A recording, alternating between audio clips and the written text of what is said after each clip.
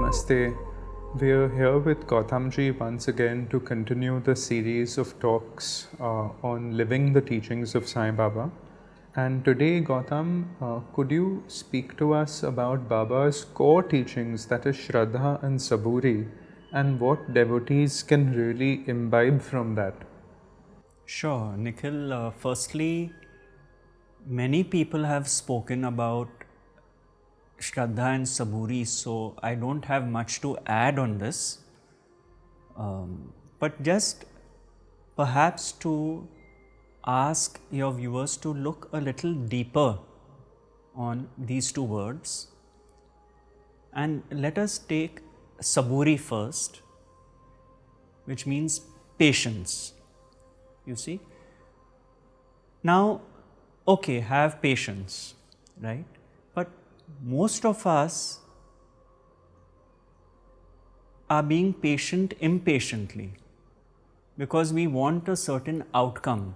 And then we say, we read Shraddha and Saburi, we must be patient. I must be patient. Why? Because I am being impatient. So now I make an exercise to start becoming patient. But what is Baba referring to, according to my understanding, with the word patience? You see, it comes back to the point we were discussing, that true patience means living in the now, living in the moment. So,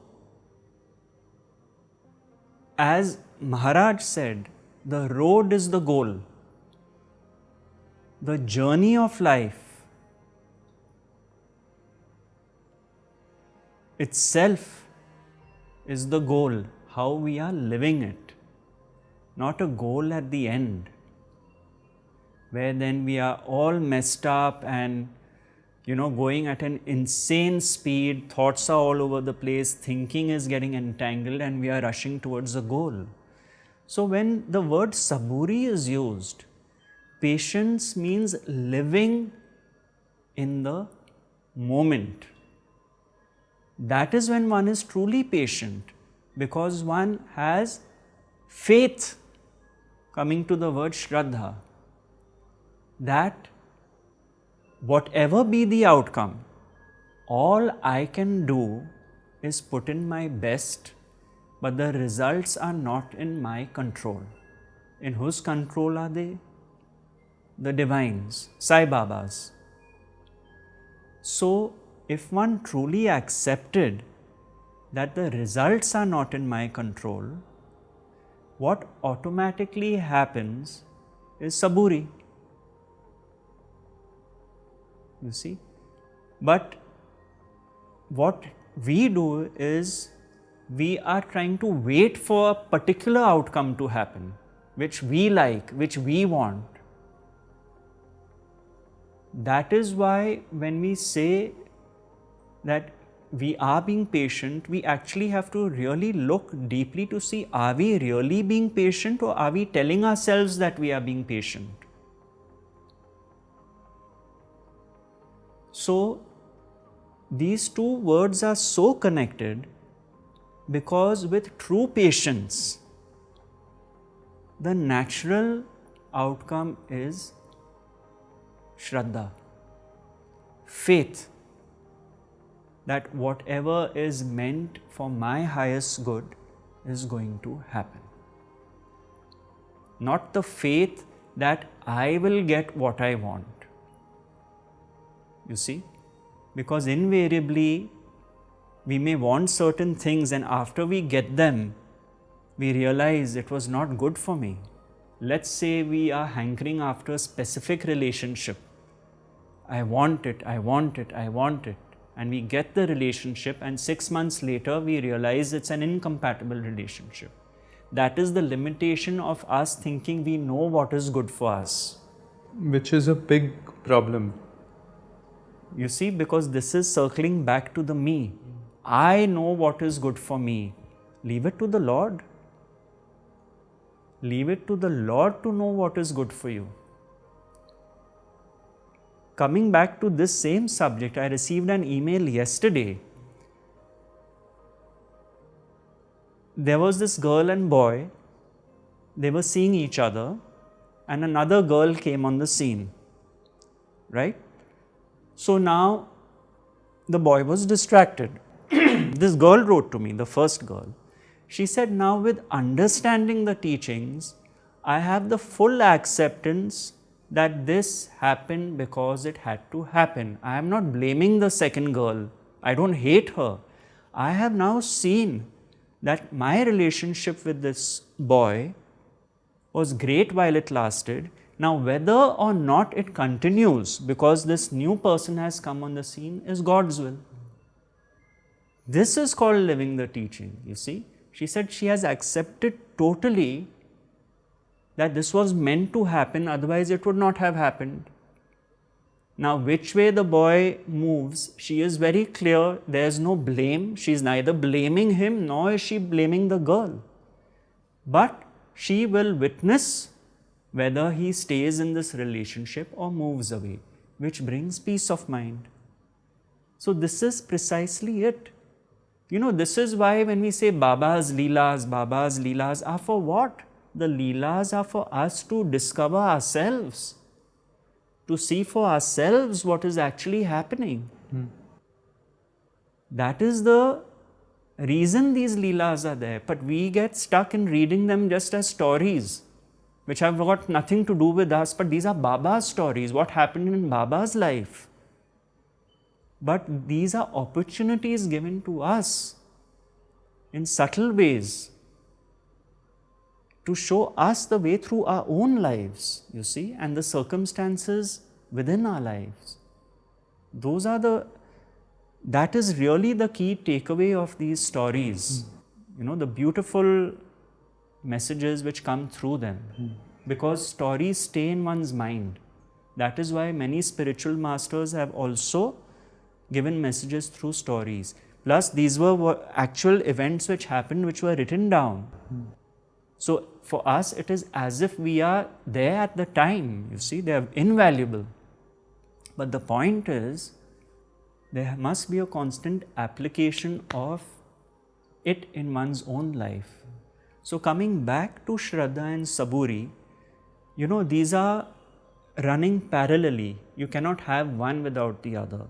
But we need to see that this goal of Shraddha and Saburi is not the me with its limited wants. It is the entire open expanse of being. I have faith that whatever happens is for my own good, and I have patience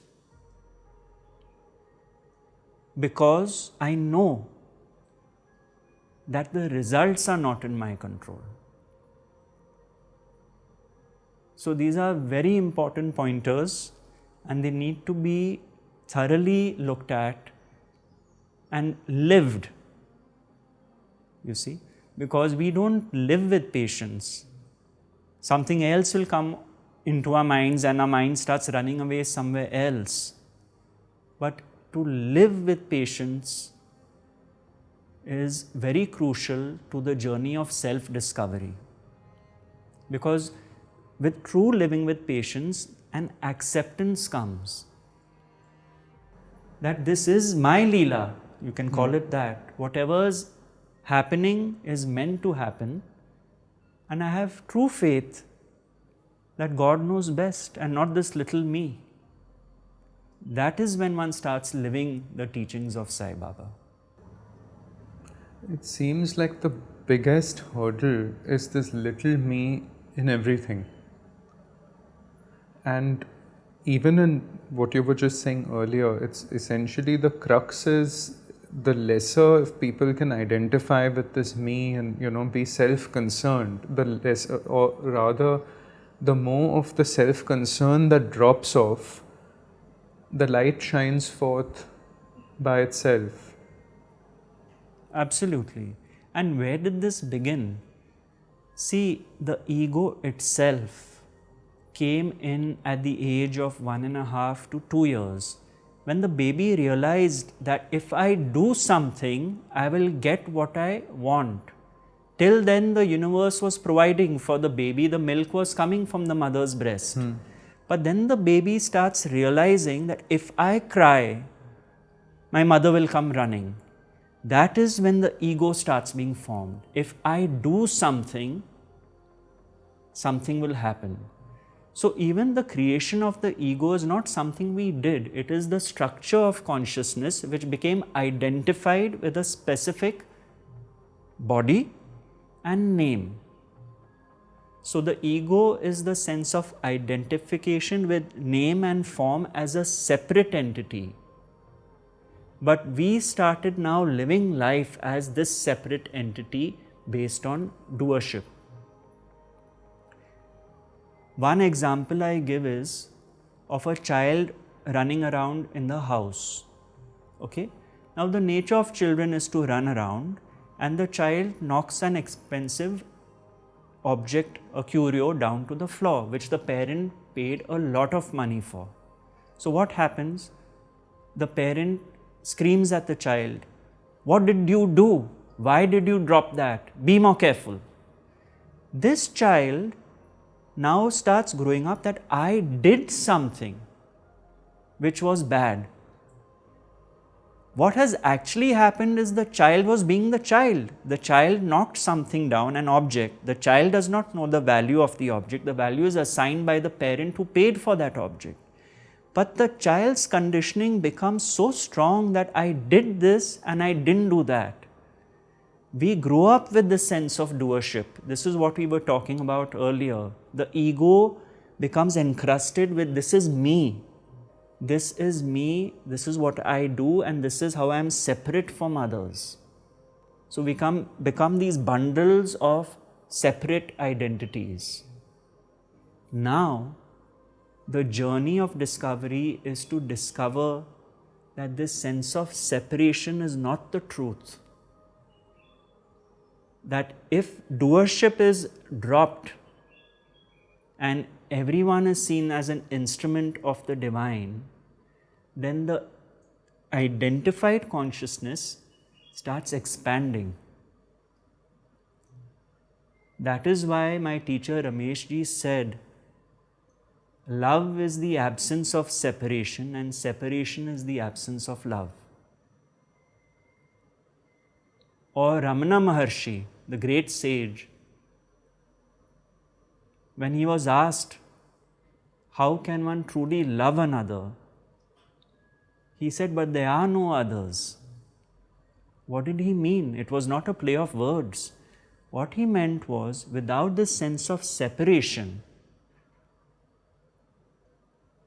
everything is seen as happening according to consciousness, according to the divine. In that sense, there is no separation. Of course, in manifestation, we are separate objects. We are not merging into each other in a vibrational field and living a different reality. But we are living with this understanding, with this knowing that there is truly no separation. You see, so that becomes the way one is living one's daily life. Because ultimately, it boils down to peace of mind in daily living. Everything comes down to that. Nirvana is Shanti.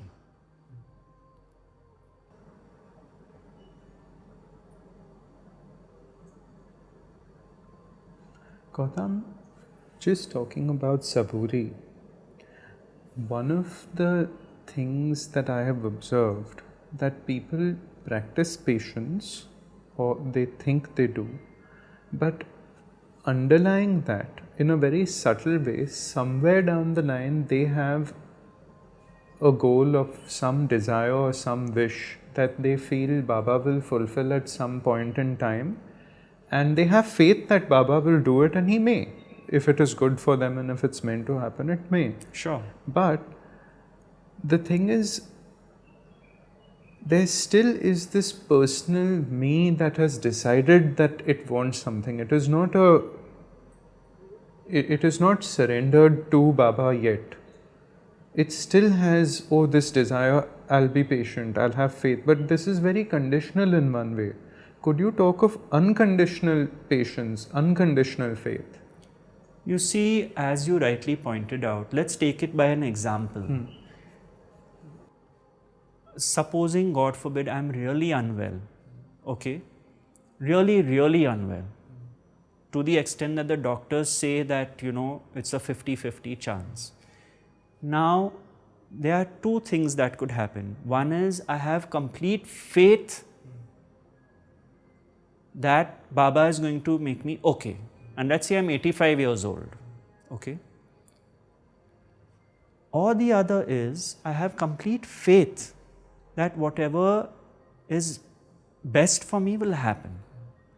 Now, you see, what the me can think it is doing is it has such tremendous faith that I will get okay, I will survive this. You may get okay, but the rest of your life is in bed.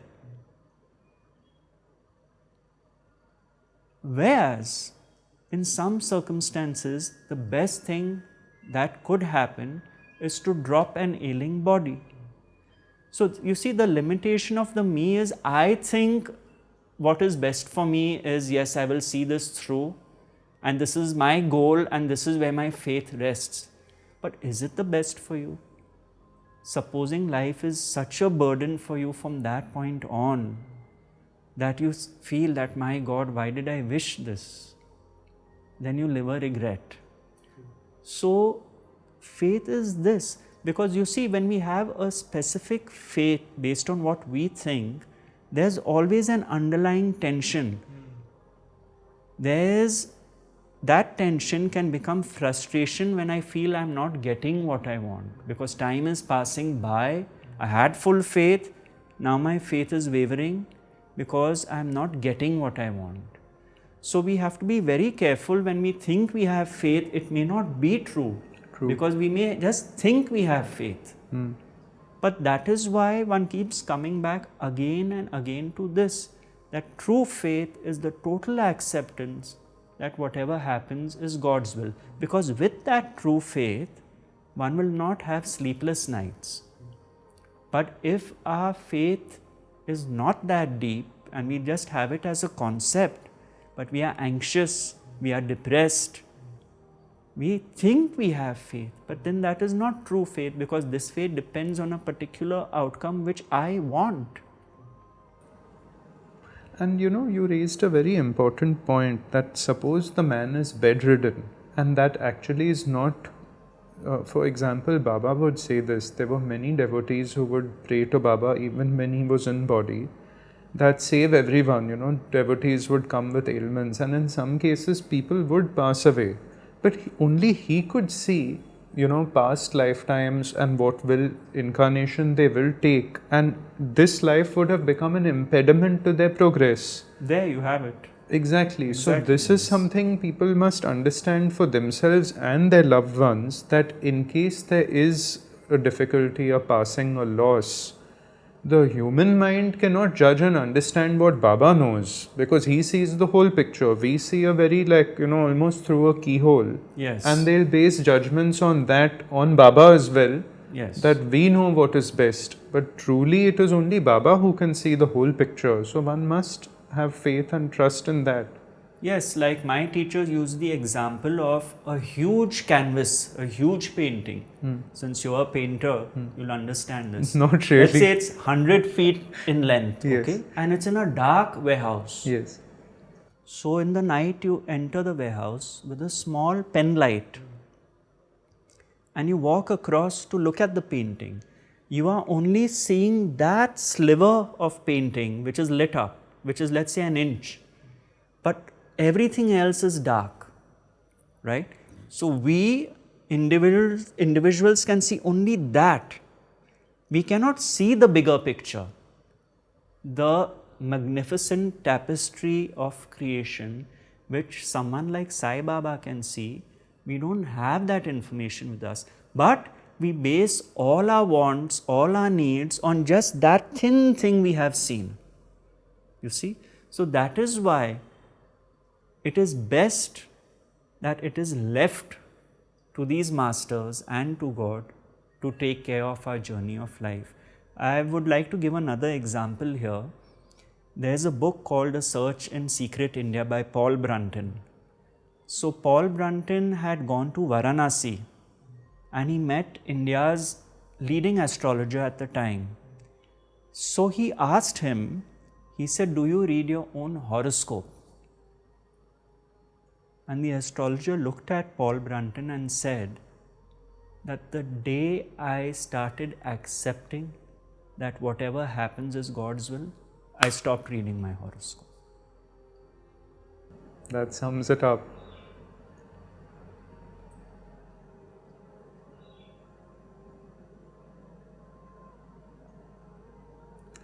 Gautam, I would want to probe a little more into this for devotees, that essentially this example we both shared, that only the master can see the full picture. So if one sees everyday life events, even small things, one truly doesn't know what is good for oneself.